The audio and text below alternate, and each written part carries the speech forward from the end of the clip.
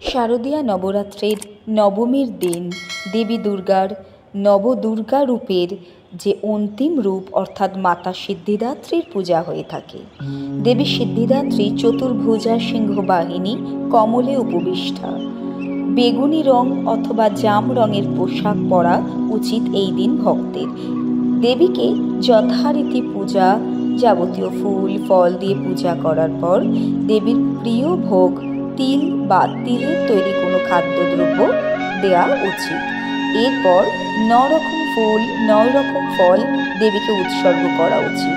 দেবী সিদ্ধিদাত্রী সর্বকার্যে সর্বমনোবাসনার সিদ্ধিদান করেন।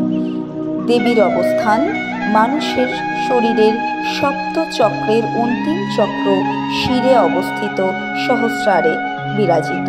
তাই দেবী সিদ্ধিদাত্রীকে ওম ऐं ह्रीं क्लीं সিদ্ধিদাত্রী নমঃ এই মন্ত্রে পুজো করা উচিত।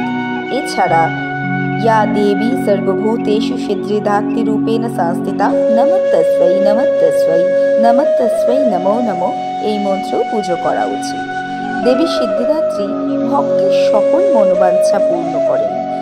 অনিমা, গরিমা, লঘিমা, ঈশিত্ব, বাসিত্ব, প্রাপ্তি, প্রাকার্য ইত্যাদি নানা রকম অষ্টসিদ্ধি দেবীর করায়ত্ত। ভক্তকে তিনি এই সিদ্ধি প্রদান করে থাকেন। তাছাড়া দেবী সিদ্ধিদাত্রীকে মা সরস্বতীর রূপে ধরা হয়। এইভাবে নবরাত্রির অন্তিম দিনে দেবী সিদ্ধিদাত্রী রূপে ভগবতী দুর্গার পূজা হয়ে থাকে। নমো দুর্গা ওই নমঃ, নমো সিদ্ধিদাত্রী নমো নমঃ।